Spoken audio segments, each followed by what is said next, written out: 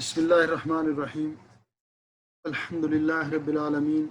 والصلاة والسلام علی سید الانبیاء والمرسلین نبینا محمد خاتم النبیین وعلی آلہ وصحبہ اجمعین ومن تبعہم بإحسان الی یوم الدین. اما بعد، آج ہم اللہ کی توفیق سے سورۃ المائدہ کی آیت نمبر 32 سے اپنے درس کا آغاز کر رہے ہیں. گزشتہ آیات کریمہ میں اللہ جل شانہ نے آدم علیہ السلام کے دو بیٹوں کا واقعہ بیان کیا، اور اس میں آخر میں اللہ رب العزت نے یہ ذکر کیا کہ جب اللہ جل شانہ نے اس کو یہ دکھانے کے لیے کہ اپنے بھائی کی ڈیڈ باڈی اور لاش کے ساتھ وہ کیا سلوک کرے، کیسے دفن کرے، تو اللہ رب العزت نے کوے کو بھیجا جو اس کے سامنے آ کر زمین کو کھودنے لگا، جس میں وہ سمجھ گیا کہ اس طرح میں اپنے بھائی کی لاش کو دفن کر سکتا ہوں، اور پھر اس پر افسوس کا اظہار کرنے لگا کہ میں کوے کی طرح بھی نہ ہو سکا، یعنی مجھ سے تو یہی زیادہ دانا اور ہوشیار نکلا. اور اس کے بعد فَأَصْبَحَ مِنَ النَّادِمِينَ، یہاں پہ پچھلی آیات کی تفسیر ختم ہوئی تھی. بس وہ نادمین میں سے ہو گیا، یعنی ندامت کہتے ہیں شرمندگی کو، نادم کا معنی شرمندہ ہونا، تو بس وہ شرمندگی اٹھانے والوں میں سے ہو گیا. یہ شرمندگی کیا تھی؟ یہ شرمندگی کیا تھی؟ اس میں علماء کی نے جو وضاحت کی ہے وہ اس طرح ہے کہ اصل میں وہ اپنے بھائی کی جدائی پر اور اپنے بھائی کو کھو کر شرمندہ ہو گیا تھا، اپنے اس فعل پر شرمندہ نہیں ہوا کہ جو اس نے اقدام کیا قتل کا، اس میں وہ اپنے آپ کو حق بجانب سمجھتا رہا، اور بھائی کی جدائی پر اس پر اس کو افسوس، کف افسوس ملنے لگا اور شرمندگی کا اظہار کرنے لگا کہ میں اپنے بھائی کو کھو بیٹھا. کیونکہ اگر وہ یہ ندامت اس کی توبہ کے معنی میں ہوتی، یعنی اگر اس ندامت کے ساتھ ساتھ توبہ بھی ہوتی کہ وہ اللہ تعالیٰ سے سچی توبہ کرتا، تو اس کا گناہ معاف ہو جاتا، اور وہ قیامت تک آنے والے لوگوں کے جو ناحق قتل ہوں گے ان کا گناہوں کا بوجھ نہ اٹھاتا. اس کا معنی کیوں کہ حدیث پاک میں آتا الندم توبہ، کہ ندامت کا اظہار کرنا، اللہ تعالیٰ کے سامنے اپنے گناہوں کا اقرار کر کے ندامت کا اظہار کرنا، یہ توبہ ہے. توبہ ہے. اس نے ایسے نہیں کیا، تو پھر وہ ندامت کیا تھی؟ ندامت اس کو تھی کہ وہ اپنے جو بھائی کے ایک تو لوگوں کی طعن و ملامت پر، اور دوسرا اپنے بھائی کی جدائی پر اس کو یہ اس بات کا ایسا افسوس ہوا. تو اس کے بعد اللہ رب العزت فرماتے ہیں من اجل ذالک، اسی سبب سے، اسی وجہ سے، من اجل ذالک، اسی کے سبب یا اسی وجہ سے، کتبنا علی بنی اسرائیل، ہم نے بنی اسرائیل پر یہ بات لکھ دی، ہم نے بنی اسرائیل پر یہ بات لکھ دی. کیا یہ بات لکھ دی؟ بنی اسرائیل کے اوپر یہ بات عائد کر دی، ان کے اوپر لازمی کر دی، یہ قانون ان کے لیے. کیا؟ انہو من قتل نفسا بغیر نفس او فساد فی الارض، کہ بے شک جس نے قتل نفسا بغیر نفس، قتل کیا کسی جان کو بغیر کسی جان کے بدلے، یعنی ناحق قتل کیا، او فساد فی الارض، یا زمین میں فساد بپا کرتے ہوئے، فکأنما، پس گویا کہ اس نے قتل الناس جمیعا، سارے لوگوں کو قتل کر دیا. قتل الناس، قتل کر دیا اس نے لوگوں کو، جمیعا، سب کے سب، گویا کہ وہ تمام لوگوں کی موت کا سبب بنا. یہاں یہ بات قابل غور ہے کہ یہ قانون، یہ قاعدہ تو عامہ ہے، لیکن اللہ رب العزت نے یہاں فرمایا کہ ہم نے بنی اسرائیل پر یہ قانون فرض کیا اور عائد کیا. کتبنا علی بنی اسرائیل، تو بنی اسرائیل کا خصوصی طور پر ذکر کیوں کیا؟ تو بنی اسرائیل کا خصوصی طور پر ذکر کرنے کی وجہ مفسرین نے یہ لکھی ہے کہ بنی اسرائیل چونکہ اس کام میں بڑے جری تھے، کسی کو قتل کرنے میں، حتیٰ کہ انہوں نے کتنے انبیاء علیہم السلام کو شہید کیا، لوگوں کو ناحق قتل کرنے میں. اس لیے ان کو ان کا نام لے کر کہ ان پر ہم نے یہ قاعدہ یہ قانون لاگو کر دیا، تو لیکن اس سے مراد تمام ہی لوگ ہیں کہ بنی اسرائیل کے اندر بھی، جس طرح کہ کسی نے حضرت حسن بصری رحمۃ اللہ علیہ سے پوچھا تھا کہ یہ آیت صرف بنی اسرائیل کے لیے ہی ہے یا سب کے لیے، تو فرمانے لگے یہ آیت بنی اسرائیل کے لیے بھی ہے اور ہم سب کے لیے بھی ہے، قیامت تک آنے والے لوگوں کے لیے، کیونکہ بنی اسرائیل کے خون جو تھے ہمارے خون سے زیادہ قیمتی نہیں تھے، یہ حضرت حسن بصری رحمۃ اللہ علیہ کا قول ہے۔ گویا کہ یہ قاعدہ اللہ رب العزت نے بیان کر دیا، بنی اسرائیل کے لیے یہ قانون تھا، اور یہ تو ان کو خاص کر اس کا ذکر کیا گیا، لیکن یہ العبرہ تو کہتے ہیں فقہ کا ایک قاعدہ ہے، العبرہ تو بعموم لفظ لا بخصوص سبب، کہ جو عمومی طور پر عبرت ہوتی ہے یا اعتبار ہوتا ہے وہ عمومی لفظ کا ہوتا ہے، خاص سبب کا اعتبار نہیں ہوتا۔ تو اس لیے فرمایا کہ یہ قاعدہ سب کے لیے ہے کہ جس نے بھی قتل نفسا بغیر نفس او فساد فی الارض، کہ جس نے کسی کو ناحق قتل کیا، کیونکہ اسلام کے اندر ناحق قتل کرنا جائز ہے۔ رسول اکرم صلی اللہ علیہ وسلم نے فرمایا کہ لا یحل دم امرئ مسلم الا باحدى ثلاث، 3 وجوہات ہیں جس کی بنیاد پر کسی کو قتل کیا جا سکتا ہے سزا کے طور پر،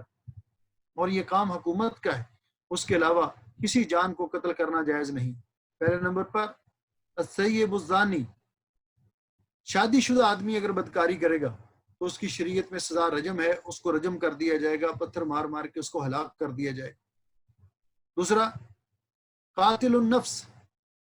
کہ جو کسی کو ناحق قتل کرتا ہے تو اس کو قصاصاً قتل کیا جائے گا، اس بطور سزا کے گورنمنٹ اس کو سزا دے گی۔ اور تیسرا التارک لدینہ، کہ اپنے دین کو چھوڑ کر مرتد ہو جانے والا، یعنی دین اسلام کو چھوڑ کر مرتد ہو جانے والا، تو اس کی سزا قتل ہے۔ اس کے علاوہ کسی صورت میں کسی مسلمان کو قتل کرنا جائز نہیں ہے۔ تو جس نے کسی ایک شخص کو قتل کر دیا گویا کہ اس نے پوری انسانیت کو قتل کر دیا۔ کیوں؟ نمبر 1 تو اس نے انسانیت کی توہین کی ہے، اللہ انسان اشرف المخلوقات ہے اور اس نے بلا وجہ ایک انسان کو قتل کر دیا ہے۔ دوسرا اس لیے بھی کہ اگر کوئی آدمی کسی کو ناحق قتل کرتا ہے اس کے جواب میں بدلہ لینے کے لیے انتقامی طور پر پھر مقتول کے ورثاء قتل جو قاتل ہے، قتل کرنے والا ہے، ان سے انتقام لیتے ہیں، پھر اس طرح لڑائی کی آگ بھڑک اٹھتی ہے اور بہت سارے لوگ اس آگ میں جھونک دیے جاتے ہیں اور موت کا شکار ہو جاتے ہیں۔ تو اس لیے کہا کہ جس نے کسی کو ناحق قتل کیا گویا کہ اس نے پوری انسانیت کا قتل کر دیا، پورے لوگوں کو قتل کر دیا، کیونکہ ایک تو یہ انسانیت کے خلاف ہے اور دوسرا اس کے ساتھ شر اور فتنے کو ہوا ملتی ہے اور فساد بپا ہوتا ہے زمین پر۔ او فساد فی الارض، یا زمین میں فساد مچانے کے لیے، یعنی افراتفری پھیلانے کے لیے زمین کے اندر۔ اور رسول اکرم صلی اللہ علیہ وسلم نے آخری دور میں اس بات سے ڈرایا بھی تھا، اپنے فرمایا اس قدر قتل عام ہوگا، لا یدری القاتل فیما قتل المقتول فیما قتل، قاتل کو نہیں پتا ہوگا کہ اس نے جو بندہ مارا ہے اس کو کیوں مارا ہے، اور مقتول کو نہیں پتا ہوگا کہ مجھے کس وجہ سے قتل کیا جا رہا ہے۔ تو اس لیے او فساد فی الارض، یا زمین میں فساد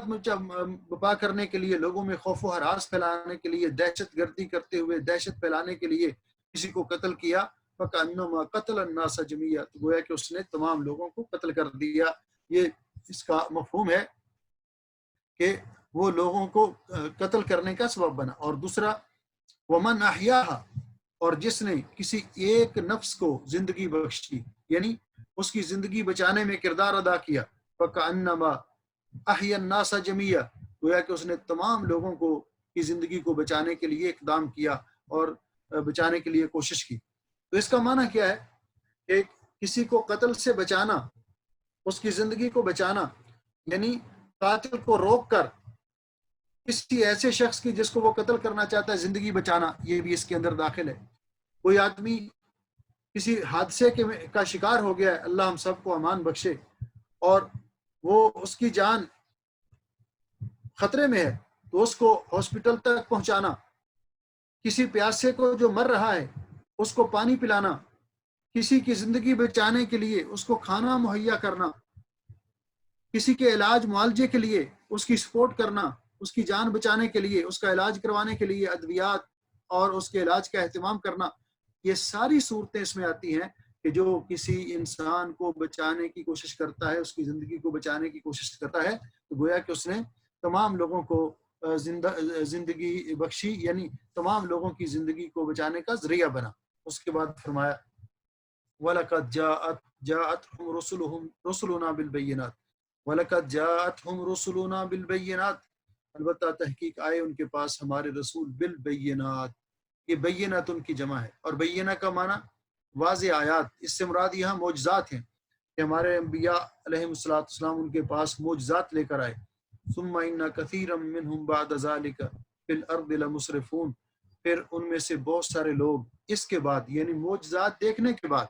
کیونکہ بہت کم لوگ ہیں، آپ دیکھیے کہ قرآن پاک میں اگر اس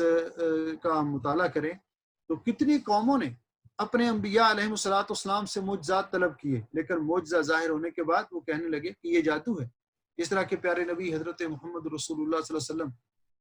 سے انہوں نے معجزہ طلب کیا کہ اگر آپ اس چاند کو 2 ٹکڑے کر کے دکھا دیں تو ہم آپ پر ایمان لے آئیں گے۔ تو آپ نے اللہ کے حکم سے چاند کی طرف اشارہ کیا، چاند کا ایک ٹکڑا جبل ہرا کی ایک طرف اور دوسرا دوسری طرف نظر آنے لگا، تو فوراً کہنے لگے، ماننے کی بجائے فوراً کہنے لگے ھذا سحر مستمر، یہ تو بہت بڑا جادوگر ہے، یہ تو جادو ہے، یہ تو مستمر اور ایک لگاتار رہنے والا جادو ہے، بہت بڑا جادو ہے۔ وہ اسی طرح صالح علیہ السلام نے کی قوم نے ان سے جب معجزہ طلب کیا، اللہ نے ان کو معجزہ عطا کیا، لیکن وہ ایمان نہیں لائے، بربادی کا شکار ہو گئے۔ فرمایا بہت سارے لوگ، کچھ لوگ معجزات دیکھ کر مان بھی جاتے ہیں اور کچھ لوگ معجزات دیکھ کر اس کا انکار بھی کر دیتے ہیں، لیکن جو قوم بھی انبیاء علیہ السلام کے معجزات کو دیکھنے کے بعد معجزے کا مطالبہ کیا اور پھر معجزات ظاہر ہو جانے کے بعد، معجزہ دیکھنے کے بعد پھر ایمان نہیں لائے، تو پھر اللہ رب العزت نے ایسی قوم کو صفحہ ہستی پہ زندہ نہیں چھوڑا۔ 3 دن کے اندر اندر اللہ تعالیٰ نے ان پر عذاب بھیجا اور وہ قوم صفحہ ہستی سے مٹ گئی اور اللہ تعالیٰ نے ان کا نام و نشان مٹا دیا۔ اس کے بعد اللہ جل شانہ فرماتے ہیں ثم ان کثیرا منہم بعد ذلک، پھر ان میں سے بہت سے لوگ اس کے بعد، یعنی معجزات دیکھنے کے بعد، معجزات آ جانے کے بعد، واضح دلائل آ جانے کے بعد، فی الارض زمین کے اندر لمسرفون، البتہ حد سے تجاوز کرنے والے ہیں، نافرمانی کرنے والے ہیں اور حد سے آگے بڑھ جانے والے ہیں۔ تو یہاں پہ کہ سب کچھ دیکھنے کے بعد بھی وہ ایمان نہیں لاتے اور ظلم و ستم سے باز نہیں آتے اور اپنی روش اور اپنی جو اللہ تعالیٰ کی نافرمانی ہے، جس طرح کہ کسی کو قتل کرنا، کسی کو تکلیف پہنچانا، زمین کے اندر لوگوں پر ظلم و ستم کرتے پھرنا، اس سے باز نہیں آتے۔ اور یہ کتنا بڑا زمین کے اندر فساد مچانا، اتنا بڑا ظلم ہے کہ جس کا اگلی آیت میں ذکر بھی آ رہا ہے، لیکن رسول اکرم صلی اللہ علیہ وسلم نے فرمایا، صحیح مسلم شریف کے اندر یہ حدیث موجود ہے، آپ نے فرمایا صنفان من اہل النار لم ارہما، 2 قسم کے لوگ جو ہیں وہ پکے جہنمی ہیں، آج میں ان کو نہیں دیکھ رہا، یعنی میرے بعد میں آئیں گے۔ ان میں سے رجال بایدیہم کاذناب البقر، ایسے آدمی جنہوں نے اپنے ہاتھوں میں بیلوں کی دموں کی طرح کوڑے پکڑے ہوئے ہیں اور لوگوں یضربون بہ الناس، لوگوں کو مارتے پیٹتے اور لوگوں پر ظلم و ستم کرتے، لوگوں کی جائیدادوں پہ قبضے کر لیتے، لوگوں کی پگڑیاں اچھال دیتے، ان کا یہ کام ہے۔ اور دوسرا ونساء کاسیات عاریات، اور دوسرا وہ خواتین جو اپنا لباس پہننے کے باوجود برہنہ معلوم ہوتی ہیں، یا تو لباس اتنا چست اور تنگ ہے کہ جس سے جسم کی ساخت ظاہر ہوتی ہے، یا اتنا باریک اور شفاف ہے کہ جس سے ان کا جسم نظر آ رہا ہوتا ہے۔ فرمایا یہ خواتین، یہ رؤوسہن کاسنمۃ البخت، اور ان کے سر ایسے ہیں کہ جس طرح بختی اونٹنیوں کی کوہانے ہوں۔ فرمایا نہ یہ جنت میں جا سکیں گے اور نہ جنت کی خوشبو پا سکیں گے۔ وہ فرمایا کہ یہ لوگ زمین کے اندر حد سے تجاوز کرنے والے ہیں، کسی قانون اور ضابطے کا پرواہ نہیں کرتے اور اللہ تعالیٰ اور اللہ تعالیٰ کے احکام کی مخالفت کرتے ہیں اور لوگوں کو تکلیف میں مبتلا کرتے ہیں۔ تو یہ معنی ہے مسرفون، حد سے تجاوز کر جانے والے، کہ ان کو کسی قانون، کسی نظام کی کوئی پرواہ نہیں۔ اس کے بعد اللہ جل شانہ فرماتے ہیں انما جزاء الذین یحاربون اللہ ورسولہ، بے شک ان لوگوں کی جزا، ان لوگوں کا بدلہ کہ جو محاربت کرتے ہیں، محاربت کا معنی مخالفت، تو یہ اس آیت کو کہتے ہیں آیت محاربہ، آیت محاربہ۔ تو آیت محاربہ سے مراد یہ ہے کہ اس آیت کے اندر یعنی جو جرائم بیان کیے گئے، جو محارب ہے، مخالفت کرنے والے ہیں، یعنی وہ کفر کرنے والے، ڈاکہ زنی کرنے والے، بدماشی کرنے والے، قتل و غارت کرنے والے، لوگوں کا مال لوٹنے والے، تو یہ سارے کے سارے اس میں آتے ہیں۔ یہ جرائم ہیں ان لوگوں کے جو یحاربون اللہ و رسولہ، جو اللہ اور اللہ کے رسول کے ساتھ محاربت کرتے ہیں، جنگ کرتے ہیں، لڑائی کرتے ہیں، یعنی مخالفت کرتے ہیں اللہ اور اللہ کے رسول کی۔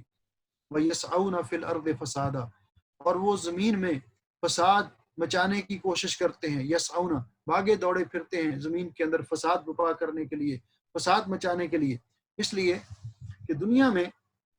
دو قسم کے لوگ پائے جاتے ہیں، ایک وہ لوگ ہیں کہ جن کو اللہ رب العزت نے خیر اور بھلائی پھیلانے کے لیے، زمین میں امن قائم کرنے کے لیے جن کو منتخب کیا ہے اور جن کی اللہ رب العزت نے ڈیوٹی لگائی، اور دوسرے جو ہیں وہ زمین کے اندر فساد برپا کرنے والے، زمین کے اندر فتنے کو ہوا دینے والے۔ اس طرح کہ نبی پاک صلی اللہ علیہ وسلم نے فرمایا کہ یہ جو ان ھذا الخیر خزائن، کہ یہ جو خیر و بلائی ہے اس کے خزانے ہیں، اور اللہ رب العزت نے ان کے لیے مفاتیح مقرر کیے ہیں، چابیاں مقرر کی ہیں۔ تو آپ نے فرمایا طوبی لمن جعلہ اللہ مفتاحا للخیر ومغلاقا للشر، وہ اس آدمی کو مبارک ہو جس کو اللہ تعالیٰ نے خیر کو کھولنے کی چابی بنایا، یعنی خیر کے کام، خیر اور بلائی کے کاموں کے لیے منتخب کیا، کہ وہ خیر کے کام شروع کرتا ہے، خیر کے کام میں بڑھ چڑھ کے حصہ لیتا ہے اور شر کو روکتا ہے، اس آدمی کے لیے مبارک ہو۔ اور فرمایا ویل للعبد، اور اس بندے کے لیے ہلاکت اور تباہی ہو کہ جس کو اللہ تعالیٰ نے جعلہ اللہ مفتاحا للشر مغلاقا للخیر، کہ جس کو اللہ تعالیٰ نے شر کی چابی بنایا ہے اور خیر کے دروازے بند کرتا ہے، جہاں بھی اس کو نیکی کا کام ہوتا ہو اس کو خراب کرتا ہے، اس کو روکنے کی کوشش کرتا ہے، برائی کے کام، فساد کے کام یہ شروع کرتا ہے، تو یہ اس آدمی کے لیے ہلاکت اور بربادی ہو۔ تو اللہ تعالیٰ فرماتے ان لوگوں کا بدلہ، ان لوگوں کی سزا جو کہ اللہ اور اللہ کے رسول کی مخالفت کرتے ہیں اور زمین میں فساد برپا کرنے کے لیے کوشاں رہتے ہیں، فساد مچانے کے لیے بھاگ دوڑ کرتے رہتے ہیں۔ وَيَسْعَوْنَ فِي الْأَرْضِ فَسَادًا، ان کی سزا کیا ہے؟ سخت سزا رکھی ہے، کیونکہ یہ بہت بڑا جرم ہے جس کا وہ ارتکاب کرتے ہیں، اس لیے ان کی سزا بھی اللہ رب العزت نے بہت زیادہ سخت رکھی ہے۔ یہ آیت کریمہ جو آیت محاربہ ہے، اس میں سزا ذکر کرنے سے پہلے اس کا شان نزول، اس کے بارے میں ہم تھوڑا سا غور کرتے ہیں۔ جمہور مفسرین کے نزدیک اس کا شان نزول یہ ہے اس آیت کا کہ قبیلہ ارینا اور قبیلہ اکل اور ارینا قبیلے کے کچھ لوگ نبی پاک صلی اللہ علیہ وسلم کی خدمت میں مدینہ طیبہ میں آئے اور انہوں نے اسلام قبول کیا اور آ کر بیمار ہو گئے۔ تو نبی پاک صلی اللہ علیہ وسلم نے انہوں نے اس بیماری کی جب شکایت کی تو آپ نے اپنے چرواہے ان کے ساتھ بیچے، اونٹ دے کر کہ آپ ان کے ساتھ جائیے، باہر رہیے، اونٹوں کا دودھ پیجیے، اور ان کو استسقاء کی بیماری تھی، جس کی بیماری کا علاج کہ اونٹ کا دودھ اور پیشاب ملا کر پینے کے لیے کہا علاج کے طور پر۔ تو جب وہ لوگ تندرست ہو گئے تو انہوں نے رسول اکرم صلی اللہ علیہ وسلم کا جو اونٹوں کے چرواہے تھے، رائی تھے، ان کو غالباً ان کا نام بعض نے یاسر ذکر کیا ہے، یاسر النوبی، تو ان کو انہوں نے شہید کر دیا اور ان کے ہاتھ پاؤں کاٹ دیے مخالف سمت میں، اور ان کی آنکھوں میں سلائیاں گرم کر کے پھیر دی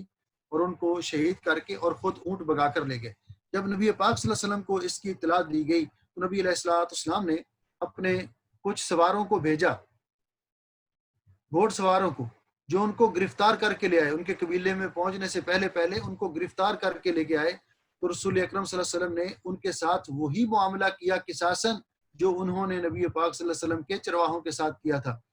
تو اس وقت اللہ رب العزت نے یہ آیت کریمہ نازل کی کہ وہ لوگ جو اللہ اور اللہ کے رسول کی مخالفت کرتے ہیں، یعنی ان کا ایک جرم تو یہ تھا کہ وہ اسلام چھوڑ گئے، انہوں نے مرتد ہو گئے، انہوں نے ارتداد اختیار کر لیا، اور دوسرا انہوں نے قتل کیا اور بری طرح قتل کیا رسول اکرم صلی اللہ علیہ وسلم کے اس اونٹوں کے چرواہے کو، اور بڑی اذیت ناک طریقے سے، اور پھر وہ اونٹ بھی لے کر بھاگ گئے، تو گویا کہ انہوں نے کئی جرموں کا ارتکاب کیا۔ تو اس وقت یہ آیت مبارکہ یہ نازل ہوئی، یہ اس کے شان نزول میں یہ حدیث بخاری اور مسلم کے اندر بھی ہے۔ تو اللہ رب العزت نے فرمایا ان کی سزا یہ ہے این یقتلوا، این یقتلوا، یہاں یہ نہیں فرمایا کہ این یقتلوا، بلکہ یقتلوا یعنی ان کو دردناک طریقے سے قتل کیا جائے گا۔ زیادت الفاظ زیادت معنی پر دلالت کرتا ہے کہ اس کو دردناک طریقے سے قتل کیا جائے گا، اذیت دے دے کر ان کو مارا جائے گا۔ او یصلبوا، اور یہاں بھی یصلبوا نہیں کہا، یصلبوا، اور ان کو عبرتناک طریقے سے سولی پہ لٹکایا جائے گا۔ او تقطع ایدیہم وارجلہم من خلاف، یا ان کے مخالف سمت میں ہاتھ پاؤں کاٹ دیے جائیں گے۔ او ینفوا من الارض، یا ان کو ملک سے جلا وطن کر دیا جائے گا، زمین سے ان کو اپنے علاقے سے ملک سے در بدر کر دیا جائے گا، ملک بدر کر دیا جائے گا، جلا وطن کر دیا جائے گا۔ ذالک لہم خزی فی الدنیا، یہ ان کے لیے رسوائی ہے دنیا کی زندگی میں، ولہم فی الآخرۃ عذاب عظیم، اور ان کے لیے آخرت میں بہت بڑا عذاب ہے، عذاب عظیم۔ رسول اکرم صلی اللہ علیہ وسلم کے حکم سے جب وہ لوگ پکڑ کے لائے گئے تو آپ نے ان کے ہاتھ پاؤں مخالف سمت میں کاٹ کر اور ان کو دھوپ میں چھوڑ دیا، اور وہ تڑپ تڑپ کے مر گئے، اور لوہے کی سلائیاں گرم کر کے ان کی آنکھوں میں پھیری گئیں، کیونکہ انہوں نے اسی طرح رسول اکرم صلی اللہ علیہ وسلم کے اس چرواہے کے ساتھ کیا تھا، تو یہ قصاصاً ان کے ساتھ یہ معاملہ کیا گیا۔ تو گویا کہ اس آیت میں اللہ رب العزت نے ایسے جرم کا ارتکاب کرنے والے لوگ، ان کی 4 سزائیں بیان کی ہیں، ان کی 4 سزائیں بیان کی ہیں۔ یا ایک سزا یہ ہے کہ ان کو قتل کیا جائے اور دردناک طریقے سے، اذیتناک طریقے سے قتل کیا جائے، عبرتناک طریقے سے ان کو سولی پہ لٹکایا جائے، ان کے ہاتھ پاؤں مخالف سمت میں کاٹ دیے جائیں، یا ان کو ملک بدر کر دیا جائے۔ بعض علماء نے کہا کہ حاکم وقت کو اختیار ہے کہ وہ ان کو یہ 4 سزائیں بھی دے سکتا ہے، اور بعض نے کہا کہ حاکم وقت کو یہ بھی اختیار ہے کہ ان 4 میں سے جو سزا بھی ان کے لیے ان کے جرم کے مطابق وہ منتخب کرے تو اس کو اختیار ہے، وہ ان کو وہ سزا دے سکتا ہے۔ حضرت ابن عباس رضی اللہ تعالیٰ عنہ سے جو مشہور روایت ہے، جس کو امام شافعی رحمۃ اللہ علیہ اور امام احمد بن حنبل نے بھی جس کو اختیار کیا ہے، تو وہ کہتے ہیں کہ اس کو یہ حالات کے ساتھ مقید ہے، حالات کے ساتھ مقید ہے۔ ایسے لوگ جو دہشت پھیلانے والے اور زمین میں فساد برپا کرنے والے اور ڈاکہ زنی کرنے والے، لوگوں کے مال لوٹنے والے اور کفر و ارتداد اختیار کرنے والے، اللہ اور اللہ کے رسول کے احکام کی خلاف ورزی کرنے والے، تو ان کے جرائم جو ہیں وہ جس طرح کا جرم ہوگا اس کے مطابق حاکم وقت ان کے لیے سزا منتخب کرے گا۔ مثلا 4 سزائیں ہیں، تو ایک شخص نے قتل کیا ہے لیکن مال نہیں لوٹا، یعنی اس نے کسی آدمی کو قتل کیا ہے لیکن اس کا مال نہیں لوٹا، تو ایسے آدمی کو قصاصاً قتل کیا جائے گا۔ ایسے اس کے لیے سزا ہے این یقتلوا، تو اس کو دردناک طریقے سے قتل کیا جائے گا۔ جس نے کسی بندے کو تو قتل کر دیا لیکن ڈاکہ کے دوران اس کا مال نہیں لوٹا اور مال کو کچھ نہیں کہا۔ اور دوسری صورت یہ ہے کہ اس نے قتل بھی کیا اور مال بھی لوٹا،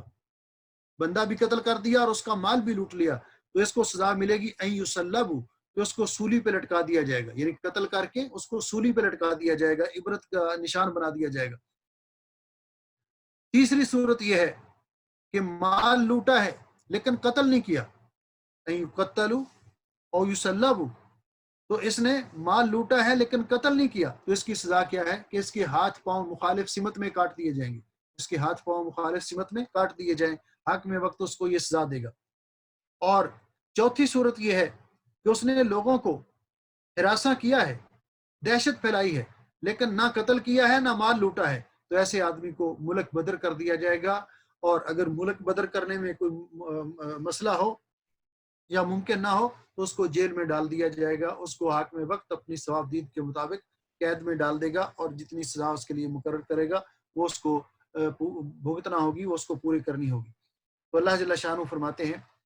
کہ ایسے لوگ، یعنی کتنا بڑا جرم ہے زمین کے اندر فساد برپا کرنا، کیونکہ اسلام یہ صلح اور امن کا مذہب ہے، اسلام تحفظ دیتا ہے ہر انسان کی عزت کو، جان کو، مال کو اسلام تحفظ دیتا ہے، اور جو شخص زمین کے امن کو تہ و بالا کرنے کی کوشش کرتا ہے، لوگوں کے امن و سکون کو غارت کرنے کی کوشش کرتا ہے، لوگوں کو ہراساں اور خوف زدہ کرنے کی کوشش کرتا ہے، لوگوں کو پریشان کرتا ہے، تو ایسے آدمی کی سزا اتنی سخت رکھی ہے کہ اس کے لیے اسلام کا یہ قانون ہے کہ حکمران اس کو یہ سزا دیں گے کہ جس طرح میں نے عرض کیا کہ حضرت ابن عباس رضی اللہ تعالیٰ عنہ کے اس قول کے مطابق، اور اسی کو زیادہ تر علماء نے اختیار کیا ہے کہ اگر کسی نے قتل کیا اور مال نہیں لوٹا تو ایسے شخص کو قصاصاً قتل کیا جائے گا،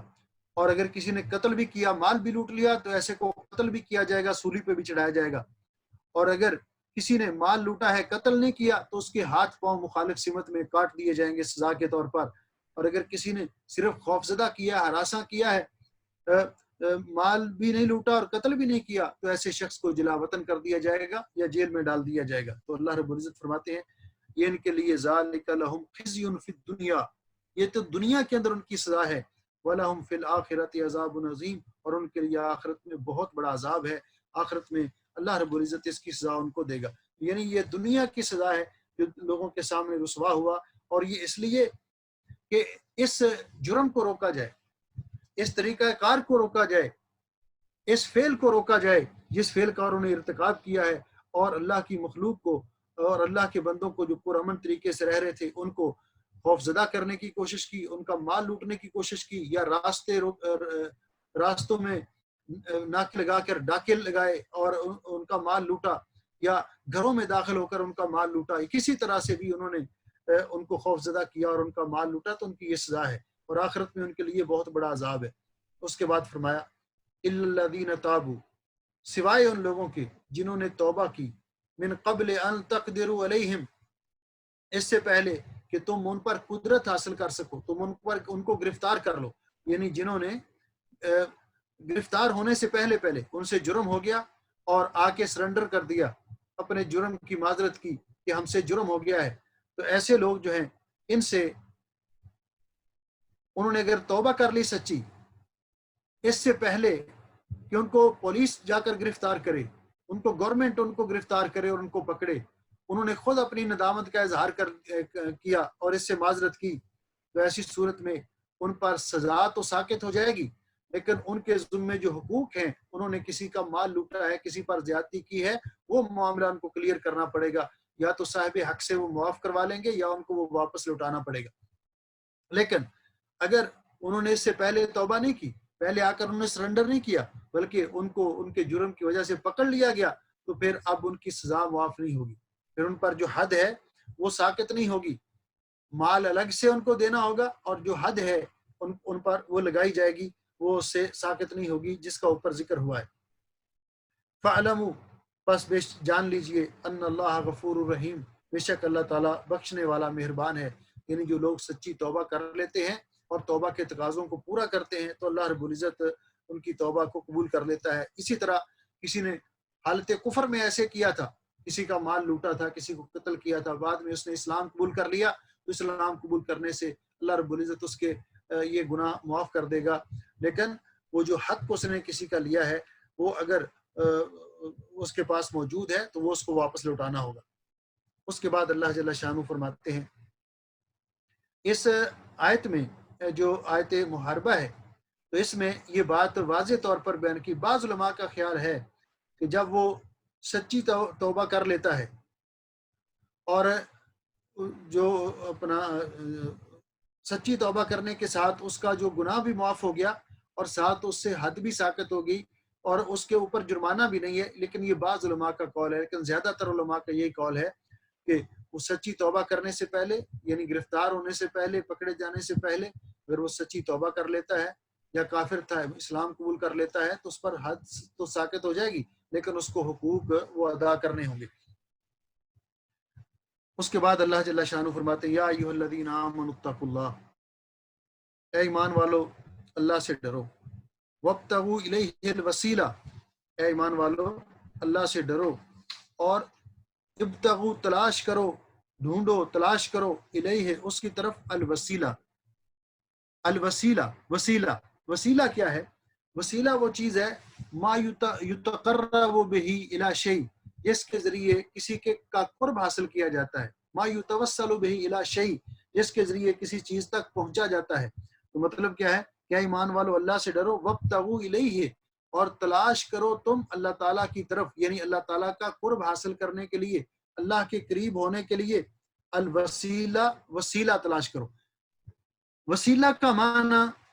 عربی زبان کا لفظ ہے فعیلۃ کے وزن پر ہے، اور یہ مفعولہ کے معنی میں ہے، جس کا معنی المقترب بہا، جس کے ذریعے کسی کا قرب حاصل کیا جائے۔ کہا جاتا ہے من توسل الی فلان، فلاں آدمی نے فلاں کی طرف واسطہ، وسیلہ حاصل کیا، یعنی اس تک پہنچنے کے لیے کوئی ذریعہ اور واسطہ ڈھونڈا۔ قتادہ رحمہ اللہ اس آیت کی تفسیر بیان کرتے ہوئے فرماتے ہیں کہ اللہ کی بندگی اور اس کی رضا کے کاموں کے ذریعے اس سے قربت حاصل کرو، یعنی اللہ تعالیٰ کے قریب ہونے کی کوشش کرو، اللہ تعالیٰ کا قرب حاصل کرو۔ جیسا کہ حدیث پاک میں بھی آیا کہ رسول اکرم صلی اللہ علیہ وسلم نے فرمایا کہ اللہ جل شانہ فرماتے ہیں ما تقرب الی عبدی بشیء احب الی مما افترضت علیہ، ما تقرب الی عبدی بشیء احب الی مما افترضت علیہ، کہ جو بندہ میرے ذریعے، جن اعمال کے ذریعے میرا قرب حاصل کر سکتا ہے، ان میں سب سے زیادہ محبوب اعمال مجھے وہ ہیں جو میں نے اپنے بندوں پر فرض کی ہے، کہ انسان اللہ تعالیٰ کے فرائض کو کی ادائیگی کرنے کے ساتھ اللہ کا قرب حاصل کرتا ہے۔ تو یہ معنی ہے کہ اللہ تعالیٰ کی طرف وسیلہ، یعنی نیک اعمال کے ذریعے اللہ تعالیٰ کا قرب حاصل کرو، اللہ تعالیٰ کا قرب تلاش کرنے کی کوشش کرو، اللہ تعالیٰ کی قریب ہونے کی کوشش کرو۔ کیوں کہ اللہ رب العزت کا قرب، اللہ تعالیٰ کی رضا مندی حاصل کرنا، یہ ہر مسلمان کا ہدف ہے اور ہر مسلمان کا مقصد اور مقصد حیات ہے۔ تو یہاں وسیلہ جو ہے اس معنی میں استعمال کیا گیا، اسی لیے فرمایا اس کے بعد وجاہدوا فی سبیلہ، اور اللہ کی راہ میں جہاد کرو،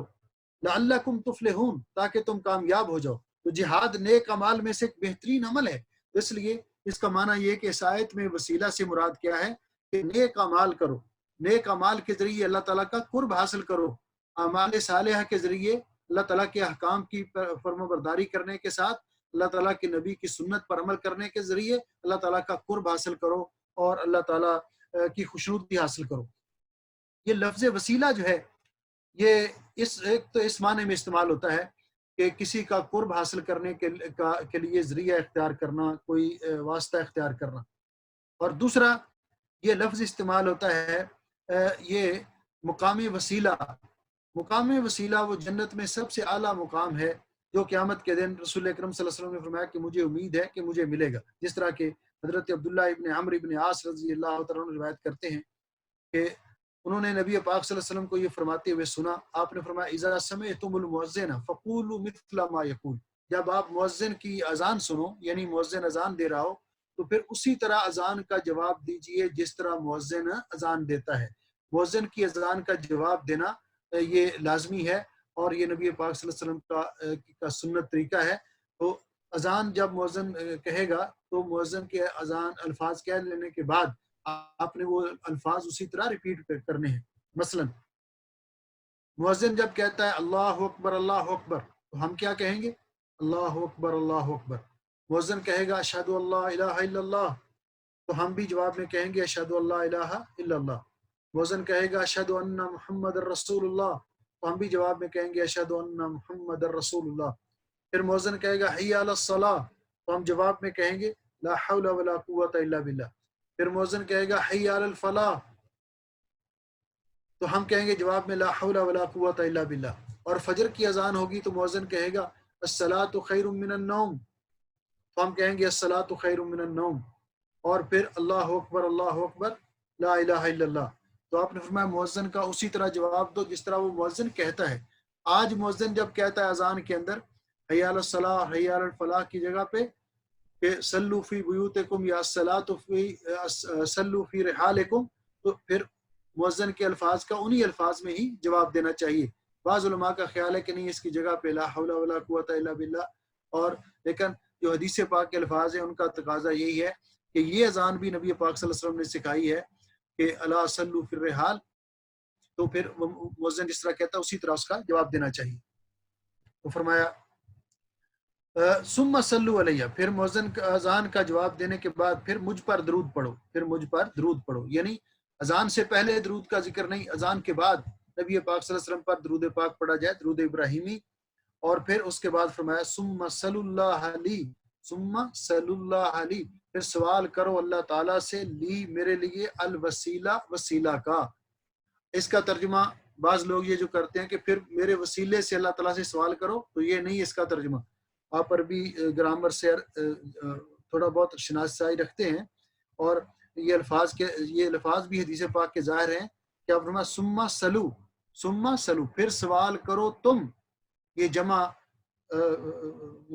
مذکر کا صیغہ ہے فعل امر کا،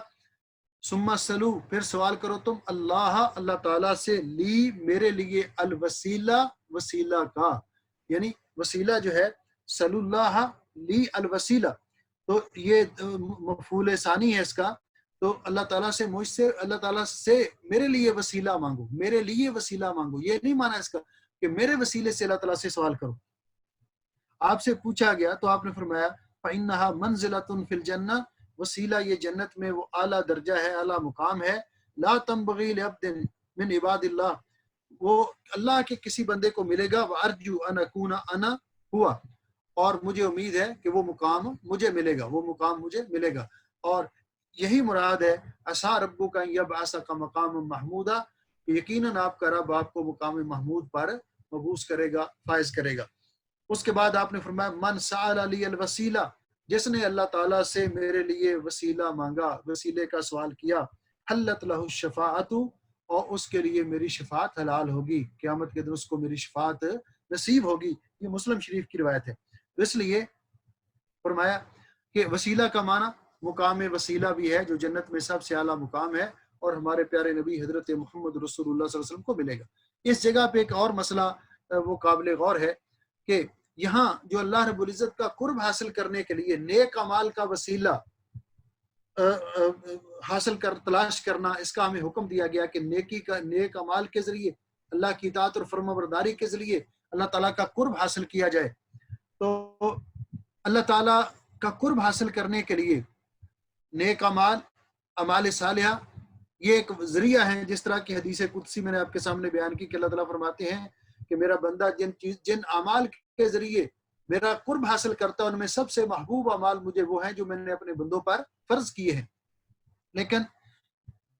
اللہ تعالیٰ سے دعا مانگتے ہوئے، اللہ تعالیٰ سے دعا کرتے ہوئے، دعا کے لیے اللہ تعالیٰ سے مانگتے وقت، اللہ تعالیٰ سے دعا کرتے وقت کسی کی ذات کا وسیلہ، اس کا شریعت میں کیا حکم ہے؟ مثلا اے اللہ فلاں کے وسیلے سے میری دعا قبول فرما، فلاں کے صدقے سے میری دعا قبول فرما،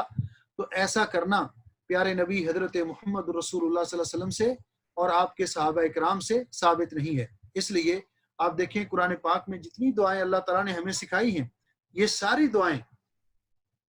وہ اللہم سے شروع ہوتی ہیں، رب سے شروع ہوتی ہیں، ربنا سے شروع ہوتی ہیں، اور کسی کے اندر یہ نہیں ہے کہ اللہ تعالیٰ سے کہ دعا مانگتے وقت اللہ تعالیٰ اور اللہ تعالیٰ کے بندے کے درمیان اللہ تعالیٰ نے کوئی واسطے اور وسیلے بنائے ہوں، کیونکہ اس مالک نے خود فرمایا ادعونی استجب لکم، ادعونی استجب لکم۔ اس لیے بعض علماء جو اس روایت سے استدلال کرتے ہیں کہ قیامت کے دن حضرت آدم علیہ السلام نے جب وہ گندم کا دانہ کھا لیا تو پھر انہوں نے اللہ تعالیٰ سے توبہ کی، تو ان کی توبہ قبول نہیں ہو رہی تھی، تو بالآخر انہوں نے اللہ تعالیٰ سے یہ دعا کی کہ اللہ میں تیرے اس پیارے نبی کے واسطے اور صدقے سے، وسیلے سے تو اسے دعا مانگتا ہوں جس کا نام تیرے عرش کے کنارے پر تیرے نام کے ساتھ لکھا ہوا ہے۔ تو پھر ان کی دعا قبول ہوئی۔ پہلی بات تو یہ ہے کہ یہ روایت کسی حدیث کی مستند کتاب کے اندر موجود نہیں ہے، اور یہ روایت اس کے بارے میں محدثین کا یہ فیصلہ ہے کہ یہ روایت بالاتفاق ضعیف ہے، یہ روایت صحیح نہیں ہے۔ اور دوسرا، یہ قرآن پاک کا جو صحیح اسلوب ہے اور قرآن پاک نے جو واقعہ بیان کیا ہے یہ اس کے خلاف ہے، یہ اس کے خلاف ہے، اس لیے اس کو دلیل اور حجت نہیں بنایا جا سکتا، دلیل اور حجت نہیں بنایا جا سکتا۔ قرآن پاک میں کیا واقعہ؟ قرآن پاک میں اللہ رب العزت نے جب آدم علیہ السلام کی توبہ کا واقعہ ذکر کیا سورہ اعراف میں، تو اللہ رب العزت نے فرمایا کہ جب انہوں نے اللہ تعالیٰ سے اپنے اس غلطی کی معافی مانگی، قالا فتلقى آدم من ربہ کلمات، آدم علیہ السلام نے رب سے وہ کلمات سیکھے، اور وہ کلمات کیا ہیں؟ اللہ رب العزت نے سورہ اعراف میں ان کا ذکر کیا، قالا ربنا ظلمنا انفسنا وَإِن لَّمْ تَغْفِرْ لَنَا وَتَرْحَمْنَا لَنَكُونَنَّ مِنَ الْخَاسِرِينَ. تو یہاں کسی وسیلے کا ذکر نہیں، انہوں نے ربنا ڈائریکٹ اللہ رب العزت کو پکارا. تو اس لیے یہ قرآن پاک، ایک تو یہ روایت سند کے اعتبار سے صحیح نہیں، نبی پاک صلی اللہ علیہ وسلم سے ثابت نہیں ہے، اور دوسرا یہ روایت جو ہے یہ قرآن پاک کے اس سیاق کے اور قرآن پاک کی نص کے خلاف ہے. اس لیے قرآن پاک کی جو نص ہے اس کے مطابق عمل کیا جائے گا. اس اعتبار سے علماء نے وسیلے کی 3 قسمیں کی ہیں. ایک وسیلہ جو مشروع وسیلہ ہے، جائز وسیلہ ہے. اس جائز وسیلہ میں کہ جب انسان اللہ تعالیٰ سے دعا کرے تو دعا کے اندر اللہ تعالیٰ کے اسماء حسنہ کا وسیلہ، اللہ تعالیٰ کی صفات با کمال کا وسیلہ، اور اس کا اللہ نے ہمیں حکم دیا ہے وَلِلَّهِ الْأَسْمَاءُ الْحُسْنَى فَادْعُوهُ بِهَا. اللہ تعالیٰ کے اچھے نام ہیں، ان ناموں کے ذریعے اللہ تعالیٰ کو پکارو. پھر اپنے نیک اعمال کا وسیلہ، انسان جو نیک اعمال کرتا ہے اور انسان اللہ کے رب العزت کی بارگاہ میں کہے کہ یا اللہ یہ میرا عمل اگر تیری بارگاہ میں قبول ہے تو اپنے فضل و رحمت سے تو میری دعا قبول فرما اور میری اس پریشانی کو دور فرما یا میری یہ حاجت پوری فرما. جس طرح کے 3 غار والوں کا واقعہ ہے کہ جو غار کے اندر پھنس گئے اور پھر اوپر سے چٹان آ کر غار کے منہ پر پیوست ہو گئی، انہوں نے پھر اپنے نیک اعمال اللہ رب العزت کی بارگاہ میں پیش کیے، تو جس کی وجہ سے اللہ رب العزت نے ان کو وہاں سے نجات دی. تیسرا کہ نیک آدمی کی موجودگی میں اس سے جا کر دعا کروانا کہ ہمارے لیے دعا کریں. جس طرح کے صحابہ اکرام رضوان اللہ علیہم اجمعین نبی پاک صلی اللہ علیہ وسلم کی حیات طیبہ میں آپ سے جا کر دعائیں کرواتے تھے، اور جب آپ دنیا سے تشریف لے گئے تو پھر صحابہ اکرام نے آپ کی ذات کا وسیلہ کبھی نہیں دیا، بلکہ حضرت عمر ابن خطاب رضی اللہ تعالیٰ عنہ کا وہ مشہور واقعہ ہے کہ جب بارش نہیں ہو رہی تھی ان کے دور میں، قحط سالی تھی، تو انہوں نے حضرت ابن عباس رضی اللہ تعالیٰ عنہ سے دعا کروائی اور ساتھ یہ کہا کہ اللہ جب تک تیرے نبی ہم میں موجود تھے صلوات اللہ وسلام علیہ، ہم ان سے دعا کرواتے تھے تو ہمیں بارش عطا کرتا تھا. آج تیرے پیارے نبی ہم میں موجود نہیں ہے، ہم تیرے نبی کے چچا حضرت عباس کو لے کر آئے تو ان کی دعا قبول فرمایا. تو اگر نبی پاک صلی اللہ علیہ وسلم کی ذات کا وسیلہ مراد ہوتا تو خود حضرت عمر رضی اللہ تعالیٰ عنہ نبی پاک صلی اللہ علیہ وسلم کی قبر مبارک پر جا کر یہ دعا کرتے. آپ بھی نہیں گئے اور باقی صحابہ کرام بھی وہ نہیں گئے. اس لیے اس کا معنی یہ ہے کہ نیک آدمی کی زندگی میں ان سے جا کر دعا کروانا یہ بھی جائز ہے اور اس کا بھی ثبوت موجود ہے. ممنوع وسیلہ وہ ہے کہ دعا کرتے وقت کسی کا درمیان میں واسطہ دینا کہ اللہ تو فلاں کے صدقے فلاں کے طفیل میری دعا قبول فرما. تو ایسا کرنا قرآن و حدیث سے ثابت نہیں ہے، اور نہ ہی نبی پاک صلی اللہ علیہ وسلم نے ایسا امت کو تعلیم دی، اور نہ ہی آپ کے شاگرد جن کو آپ نے دین سکھایا صحابہ اکرام ان کے طرز عمل سے یہ ثابت ہے. تو یہ معنی ہے کہ اللہ رب العزت نے فرمایا یا ایھا الذین آمنوا اتقوا اللہ، اے ایمان والو اللہ سے ڈرو، وابتغوا الیہ الوسیلہ، اور اللہ تعالیٰ کی طرف وسیلہ تلاش کرو، یعنی نیک اعمال کے ذریعے اللہ تعالیٰ کا قرب حاصل کرنے کی کوشش کرو. وجاہدوا فی سبیلہ، اور اس کی راہ میں جہاد کرو، لعلکم تفلحون، تاکہ تم کامیاب ہو جاؤ. ان الذین کفروا، بے شک یہ لوگ، یہ یہاں ذکر کرنے کے بعد نیک اعمال کا، اور اس کے بعد اللہ رب العزت نے ان لوگوں کا ذکر کیا کہ جو لوگ کافر ہیں.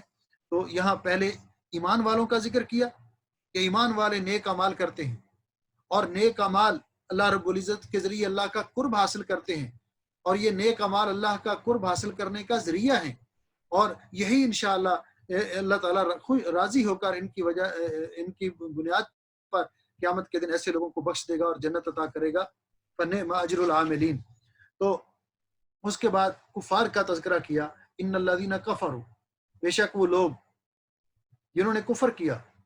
لو ان لہم ما فی الارض جمیعا ومثلہ معہ، اگر ان کے لیے اتنا کچھ ہو جو کچھ زمین میں ہے، لو ان لہم، بے شک وہ لوگ جو کافر ہوئے اور کافر ہو کر ان کے پاس اگر اتنا مال و متاع ہو کہ جتنا پوری زمین میں ہے، لو ان لہم ما فی الارض جمیعا، اگر ان کے لیے اتنا مال ہو جتنا کہ زمین کے اندر ہے، زمین کا سب خزانہ مال ان کے پاس ہو، ومثلہ معہ، اور اتنا ہی اور ان کے پاس ہو، یہ سارا ان کے پاس ہو، لیفتدوا بہ، تاکہ وہ قیامت کے دن اللہ تعالیٰ کے عذاب سے بچنے کے لیے بطور فدیہ دے سکیں. اور اگر وہ ایسا کر بھی لیں، اگر ان کے پاس ایسا ہو بھی، ما تقبل منہم، تو ان سے وہ قبول نہیں کیا جائے گا. کیوں؟ کہ یہ دنیا دارالعمل ہے، یہاں جو بھی عمل کرے گا، ایمان لائے گا تو ایمان بھی قبول ہے، نیک اعمال کرے گا تو وہ بھی قبول ہیں، اور اللہ کی راہ میں مال خرچ کرے گا اس کا بھی ان کو اجر ملے گا۔ لیکن آخرت میں جب آخرت وہ دار الجزا ہے، دار العمل نہیں ہے، دار الجزا ہے، وہاں کسی کو عمل کرنے کا موقع نہیں، وہاں جو کچھ اس نے کیا اسی پر اس کو اس کا نتیجہ اور رزلٹ آؤٹ ہوگا اور اس کو اس کا بدلہ ملے گا۔ تو اگر اتنا ان لوگوں کے پاس ہو جو جنہوں نے کفر کیا دنیا میں، ایمان قبول نہیں کیا، اور قیامت کے دن ان کے پاس اتنی دولت ہو جتنی پوری دنیا کے اندر دولت تھی اور اتنی اور، تو اللہ کی بارگاہ میں اگر یہ فدیے کے طور پر، یعنی اب فدیہ کہتے ہیں اپنا جان بچانے کے لیے، جان چھڑوانے کے لیے دینا، جرمانہ ادا کرنا اور اپنی جان بخشی کروانے کے لیے مال دینا، تو اس کو فدیہ کہتے ہیں۔ اگر یہ فدیے کے طور پر دیں، ما تقبل منہم، تو ان سے وہ قیامت کے دن قبول نہیں کیا جائے گا۔ کیوں نہیں قبول کیا جائے گا؟ یعنی اگر ان کے پاس ہوتا تو کیا وہ ایسے کرتے؟ پہلے تو وہ کر نہیں سکتے، اور اگر ایسا کر بھی لیں تو قبول نہیں کیا جائے گا، اللہ تعالیٰ کی طرف سے قبول نہیں کیا جائے گا۔ کیوں کہ کفر کی موجودگی میں کوئی عمل کسی کا قابل قبول نہیں ہے۔ اعمال کی قبول کے لیے بنیادی شرط ایمان ہے، اور ایمان کی نعمت سے یہ محروم رہے۔ وَلَهُمْ عَذَابٌ علیم، اور ان کے لیے دردناک عذاب ہے۔ اللہ تعالیٰ عنہ کی روایت ذرا غور سے سماعت فرمائیے، صحیح مسلم شریف کے اندر یہ روایت موجود ہے۔ انس ابن مالک، حضرت انس ابن مالک رضی اللہ تعالیٰ عنہ سے روایت ہے کہ قال یقول اللہ تبارک و تعالی، قیامت کے دن اللہ تعالیٰ فرمائیں گے لأہون اہل النار عذابا، اس شخص کو جس کو قیامت کے دن سب سے ہلکا عذاب ہو رہا ہوگا، لو کانت لک الدنیا وما فیہا، اگر تیرے پاس دنیا کی دولت ہوتی اور جو کچھ دنیا کے اندر خزانے سب تیرے پاس ہوتے، اکنت مفتدیا بہا، تو کیا تو آج فدیے کے طور پر یہ سب کچھ دینے کے لیے تیار تھا؟ وَيَقُولُ نعم، تو وہ شخص آگے سے کہے گا کہ ہاں یا اللہ میں دینے کے لیے تیار ہوں، کیونکہ اللہ رب العزت نے قرآن پاک میں فرمایا یود المجرم لو یفتدی من عذاب یومئذ ببنی، اس دن مجرم جو ہے سب کچھ دینے کے لیے تیار ہوگا، سب کچھ دینے کے لیے وہ کہے گا یود المجرم لو یفتدی من عذاب یومئذ ببنی، اس دن مجرم یہ خواہش کرے گا کاش آج اس کے بیٹوں کو بطور فدیے کے لے لیا جائے، ان کو سزا دی جائے اور اس کو چھوڑ دیا جائے، اس کے بیٹوں کو گرفتار کر لیا جائے اور اس کو چھوڑ دیا جائے۔ بنی ہے یود المجرم لو یفتدی من عذاب یومئذ ببنی وصاحبتہ واخی، اور وامہ وابی، اس کے ماں اور باپ، بیوی اور بھائی، وفصیلتہ التی تؤوی، اور اپنا پورا خاندان وہ فدیے میں دینے کے لیے تیار ہوگا۔ ومن فی الارض جمیعا ثم ینجی، اور حتیٰ کہ کہے گا یا اللہ ساری دنیا سب لوگوں کو جہنم میں بھیج دے لیکن مجھے بچا لے، لیکن یہ کوئی اس وقت ان کا فدیہ قبول نہیں کیا جائے گا اور نہ ان کی بات سنی جائے گی۔ یہاں فرمایا کہ وہ کہے گا کہ ہاں یا اللہ میں تیار ہوں، تو اللہ تعالیٰ فرمائیں گے قد اردت منک احون من ھذا، میں نے تو آپ سے اس سے بہت چھوٹی چیز مانگی تھی، پوری دنیا کی دولت مانگی نہیں تھی، دنیا کا ساز و سامان مانگا نہیں تھا، دنیا کا جاہ و مال مانگا نہیں تھا، میں نے تو آپ سے چھوٹا سا مطالبہ کیا تھا، وہ یہ کیا کیا تھا وانت فی صلب آدم، کہ تو اس وقت اپنے باپ کی پشت، آدم علیہ السلام کی پشت میں تھا، اللہ تشرک، کہ میرے ساتھ کسی کو شریک نہیں ٹھہرانا، اللہ تشرک ابھی، کہ میرے ساتھ کسی کو شریک نہیں ٹھہرانا، اگر میرے ساتھ شرک نہ کیا ولا ادخلک النار، تو میں تجھے جہنم میں داخل نہیں کروں گا، لیکن فابیت الا الشرک، لیکن تو نے شرک کرنے سے، لیکن تو نے شرک نہ کرنے سے انکار کر دیا، یعنی تو نے شرک کیا، تو نے لازمی طور پر شرک کیا، میں نے تمہیں شرک سے روکا تھا لیکن تو شرک سے رکا نہیں، تو نے تو اتنا بھی میری بات مان کر اپنی بچاؤ کے لیے کوشش نہیں کی، اب تو ساری دنیا کی دولت دینے کے لیے تیار ہے۔ تو میں نے، اللہ تعالیٰ فرماتے ہیں کہ میں نے تجھے کہا تھا اللہ تشرک بی ولکن ابیت الا ان تشرک بی، لیکن تو نے لازمی میرے ساتھ شرک کیا، دوسروں کو شریک بنایا، تو اب تیرا کوئی فدیہ قبول نہیں کیا جائے گا۔ تو یہ آیت مبارکہ جو ہے یہ کفار کے حق میں ہے، یہ کفار کے حق میں ہے، وَلَهُمْ عَذَابٌ عَلِيمٌ، کہ ان کے لیے دردناک عذاب ہے۔ کیوں کہ مسلمانوں میں جو مومن اور موحد ہیں، گناہ گار ہیں، اگر وہ توبہ کے بغیر وہ دنیا سے چلے بھی گئے تو اللہ رب العزت کی مشیت میں ہے، چاہے تو اللہ تعالیٰ ان کے جرم کے برابر سزا دے کر، اور چاہے تو اللہ جل شانہ ان کو اپنے فضل و رحمت سے معاف کر کے بالآخر جنت میں لے آئے گا۔ اس کی دلیل اس آیت کا اگلا حصہ ہے، اللہ تعالیٰ فرماتے ہیں یریدون ان یخرجوا من النار، وہ چاہتے ہیں کہ وہ نکل جائیں جہنم سے،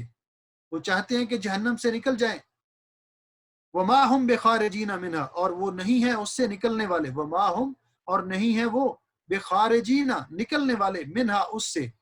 وَلَهُمْ عذاب مقیم، اور ان کے لیے ہمیشہ رہنے والا عذاب ہے، قائم رہنے والا عذاب ہے. تو یہ آیت اس بات کی دلیل ہے کہ اوپر جو سزا سنائی گئی ہے، یہ سزا یہ کفار کے لیے ہے، یہ کفار کے لیے ہے، کیونکہ کفار جو ہیں وہ ہمیشہ ہمیشہ جہنم میں رہیں گے. اللہ ہم سب کو محفوظ فرمائے. مومن جو ہے، موحد جو ہیں، ان کو بالآخر اللہ رب العزت جنت میں داخل کرے گا. تو اس طرح آج ان آیات کی تفسیر آیت نمبر 27 پر ہماری 37 پر آج ہماری تفسیر ختم ہوئی ہے، اور کل انشاءاللہ اس کے بعد شروع کریں گے. اللہ رب العزت کی بارگاہ میں دعا ہے کہ جتنے احباب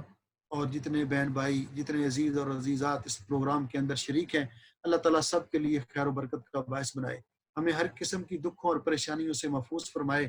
اور یہ حالات جو اس وقت طاری ہیں اللہ تعالیٰ ہمیں ان سے نجات دلائے. اللہ تعالیٰ ہمارے تمام بیماروں کو شفا عطا فرمائے، پریشان مسلمانوں کے اللہ تعالیٰ پریشانیاں دور فرمائے، روزگار کی جو مشاکل ہیں اللہ تعالیٰ یہ بھی دور فرمائے، ہمیں اپنے فضل و رحمت سے رزق حلال وافر مقدار میں عطا فرمائے. یہاں پہ اللہ تعالیٰ ہماری حفاظت فرمائے، اور ہمارے اپنے اپنے وطنوں میں ہمارے اہل و عیال عزیز و اقارب کی حفاظت فرمائے. اللہ جل شانہ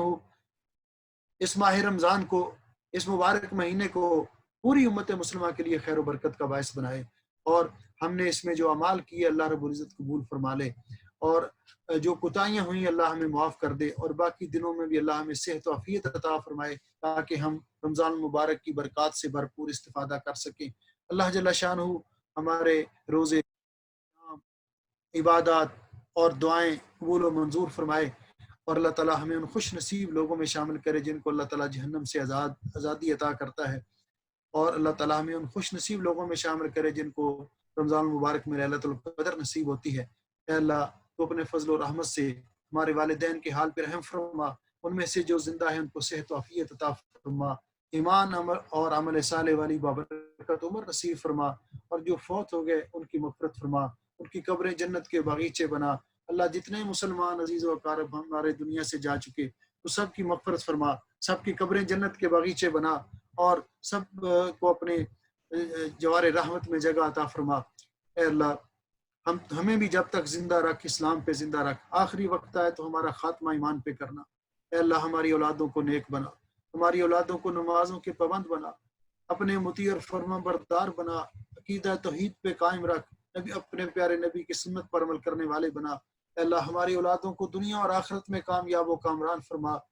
الہ العالمین اپنے فضل و رحمت سے ہماری اولادوں کو ہماری آنکھوں کی ٹھنڈک عطا بنا. اے اللہ ہمیں بھی اور ہماری اولادوں کو بھی، ہمارے عزیز و اقارب کو، بہن بھائیوں کو، سب کو رزق حلال وافر مقدار میں عطا فرما، ہر قسم کی دکھوں اور پریشانیوں سے محفوظ فرما، اور تو نے جو کچھ عطا کیا اس میں برکت عطا فرما. اے اللہ جو مسلمان بہن بھائی بے اولاد ہیں، اللہ تو بے اولاد مسلمانوں کو نیک اور صالح اولاد نصیب فرما. اے اللہ بے اولاد مسلمانوں کو نیک اور صالح اولاد نصیب فرما. اے اللہ اس پروگرام میں تیرا قرآن سیکھنے کے لیے اور تیرے پیارے نبی صلی اللہ علیہ وسلم کا فرمان سیکھنے کے لیے جس قدر بہن بھائی جمع ہوتی ہیں، اللہ تو سب کی حاضری قبول فرما. اس پروگرام کو ہم سب کے لیے خیر و برکت کا باعث بنا، بخشش اور مغفرت کا ذریعہ بنا، اور صدقہ جاریہ بنا، اور ہمیں اپنی کتاب مقدس اور اپنے پیارے نبی صلی اللہ علیہ وسلم کی تعلیمات پر عمل کرنے کی توفیق عطا فرما. اے اللہ ہم سب پہ راضی ہو جا. ربنا آتنا فی الدنیا حسنہ وفی الآخرۃ حسنۃ وقنا عذاب النار. اے اللہ ہم تجھ سے مانگتے ہیں، ہمارا تیرے سوا کوئی نہیں، روزے کی حالت میں ہیں، افطاری کا وقت بھی قریب ہے. اللہ تیری بارگاہ میں التجا کرتے ہیں تو ہماری دعائیں قبول فرما. جو کچھ ہم نے تجھ سے مانگا وہ بھی عطا فرما، اور جو ہماری ضرورت ہے اور نہیں مانگ سکے اللہ ہمیں وہ بھی عطا فرما. اے اللہ جتنے مسلمان بیمار ہیں اللہ سب کو، ہمارے محترم بھائی حاجی ارشد صاحب کو شفائے کاملہ عطا فرما. کئی اور بھی ہمارے ساتھی بیمار ہیں، اللہ ان کو شفائے کاملہ عطا فرما. پاکستان میں ہماری ایک عزیزہ بیمار ہیں، اللہ ان کو بھی شفائے کاملہ عطا فرما. اور بھی دنیا میں جہاں کہیں مسلمان بیمار ہیں اللہ سب بیماروں کو شفائے کاملہ عطا فرما. اللہ جو اس کرونا وائرس کی وجہ سے اس کے شکار ہو گئے ہیں اللہ تو ان کو بھی شفائے کاملہ عطا فرما، اور ہم سب کو اس بیماری کی خطرناکی سے اور اس کے برے اثرات سے ہمیں محفوظ فرما. اللہ تو اپنے فضل و رحمت سے حالات پہلے سے بہتر بنا دے اللہ تو اپنے فضل و رحمت سے اس تنگی اور مشکل سے ہم سب کو نجات عطا فرما اللہ تیرے سوا ان پریشانیوں کو دور کرنے والا کوئی نہیں ہم تیرے بندے ہیں تیری مخلوق ہیں کمزور ہیں تو اس سے سوال کرتے اللہ تو ہماری ان پریشانیوں کو دور فرما اور ہمیں ہر قسم کی ٹینشن پریشانی دکھ اور مصیبت سے محفوظ فرما ربنا آتنا فی الدنیا حسنہ وفی الآخرۃ حسنۃ وقنا عذاب النار سبحان ربک رب العزت عما یصفون وسلام علی المرسلین والحمد للہ رب العالمین انشاءاللہ رات کو 9:30 بجے درس ہوگا جو دوسرا درس ہوتا ہے 9:30 سے 10 بجے تک اس میں بھی تمام بہن بھائیوں سے گزارش ہے کہ شرکت کیا کریں ٹائم ہوتا ہے اس کے بعد کافی ٹائم ہوتا ہے آپ کے کاموں کے لیے بارک اللہ فیکم السلام علیکم ورحمۃ اللہ وبرکاتہ